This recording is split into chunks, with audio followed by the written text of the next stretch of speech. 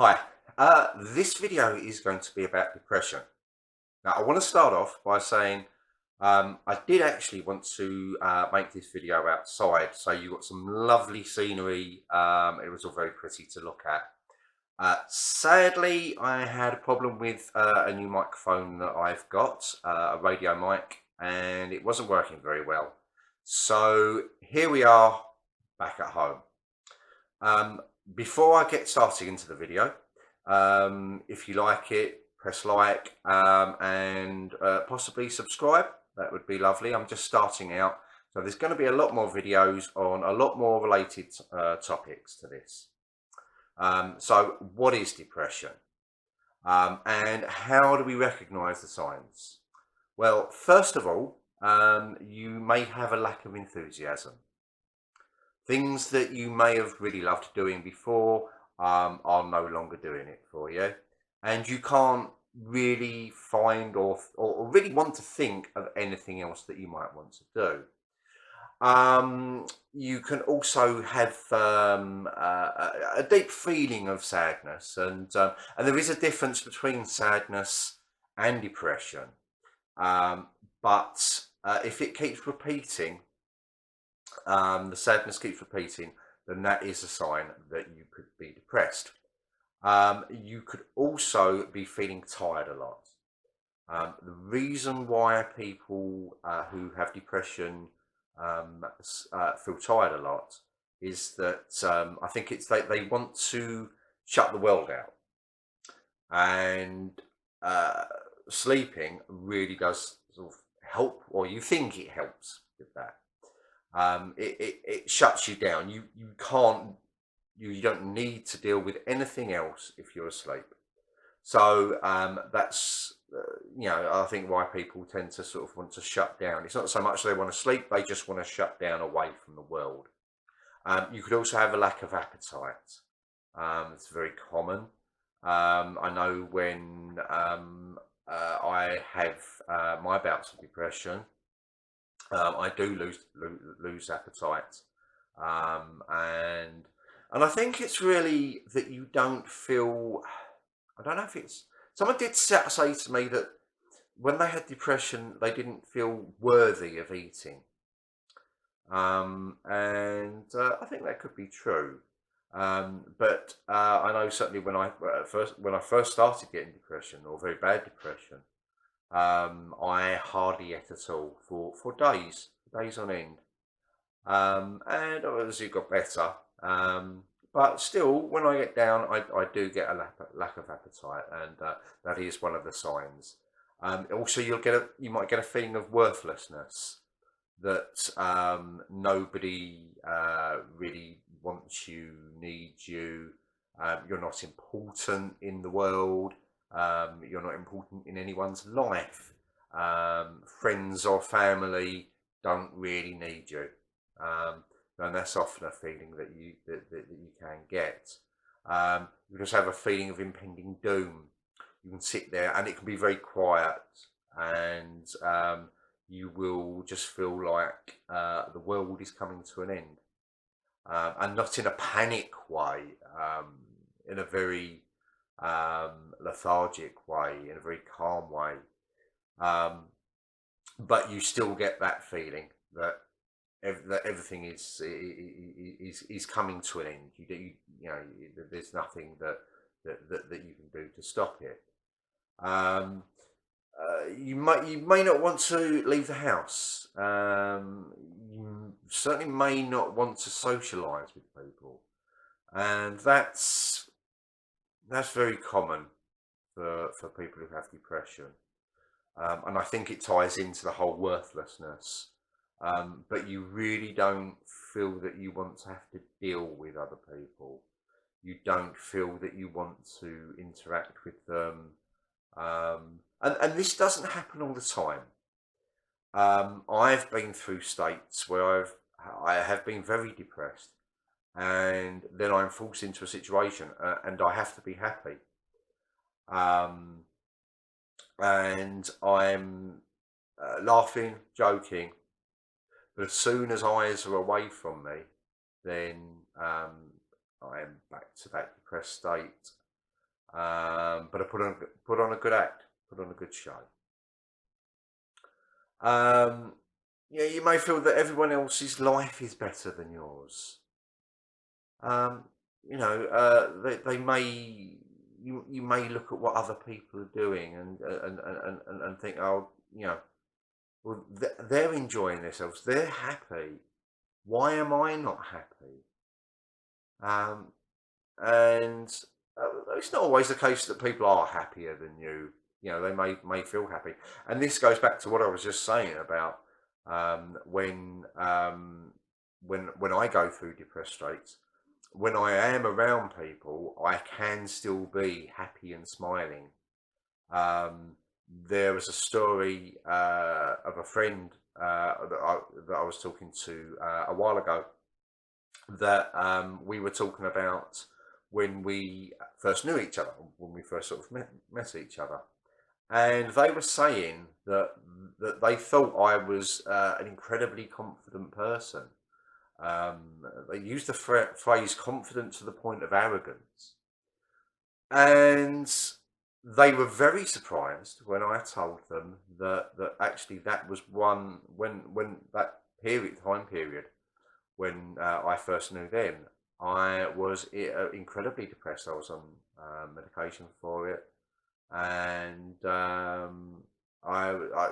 was one of my worst times. But those people that I was around never saw that, and I didn't really. It actually surprised me, and so I didn't really realise that. Although people might be sort of like seeming like they've got this perfect life, they may not. So appearances aren't all what they seem. Um, Also, you may feel like you don't want to be in the world anymore. Like the world would be better off without you. And look, it's not like that. It's the chemical imbalance inside your brain that's making you feel like that, and this can lead on to thoughts of suicide, which is really a place you don't want to go. People may say to you, "Oh, come on, buck up, pull your socks up. Tomorrow will be a better day," and there is the element of truth in that. Tomorrow is another day, and it can be better. I have had times of suicidal thoughts, and the next day I felt a lot better. In fact, the next hour I felt better. And it may not be that much better, but it is better.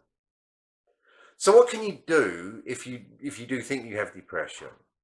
I mean, first of all, speak to your doctor and see what they say.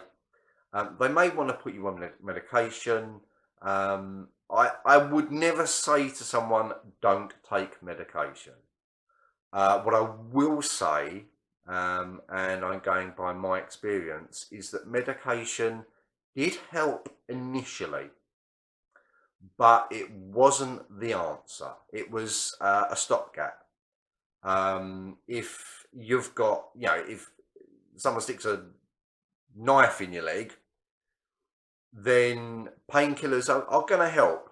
But really, the painkillers aren't going to heal that leg, and you need to heal that leg to make it stop hurting. Also, speak to a counsellor. I did when I first really sort of like hit rock bottom, and that was very useful. It can take a while, but look, these things don't happen overnight. I've suffered the depression for getting on for 10 years, and although I am way better now than I ever used to be, you still get those bad times, but you learn to cope with them, and you learn to recognize that you are going into a depressive state, and you will come out of them again, and you come out of it a lot quicker, and each time you come out quicker and quicker. So it does heal. If you are feeling, suicidal, or that you need someone to talk to and you don't have anyone else that you feel that you can talk to, there are things like helplines, like the Samaritans. I am going to try and put a couple of links at the bottom of this video that may help you. Also, and this is all going to sound, sort of all sort of like spiritual and all this, and but learning to meditate is incredibly useful. And look, you don't have to sit there chanting. You don't have to sit there with your little joss sticks going on and going it's a lot simpler than that. And this video isn't a how to meditate video, but it really does help. It really calms the mind. And really does, sort of like balance you out. And other practical things is, look, you can find hobbies. I found some hobbies to do, and the very act of getting out, mixing with other people, really does help. Again, it's not just that in isolation isn't the answer, but it really does help. It stops you focusing on your depression, and you can get very, very focused on things, which is something I'll come on to in a minute. So get involved in voluntary groups. Just get out there, get involved. Talk to people, talk to friends. You may feel that no one really wants to listen to you. And look, with some people that may be the case. But there are people in the world that are close to you that will want to listen. And I'm not saying use them as a counsellor, because that can be dangerous, but certainly sort of like talking to people, letting them know.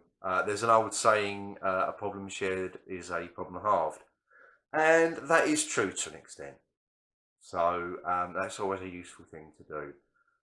You can also, I've not done this, it was suggested to me, about writing a journal and writing down your thoughts. And that can be very useful, and reading them back to yourself.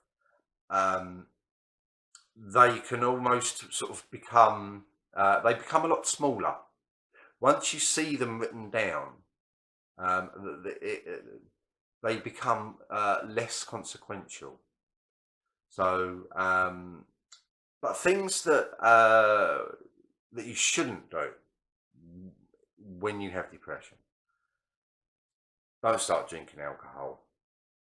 That's a rocky road, and that just leads to bad things happening. It is just definitely not the answer. There are many alcoholics out there that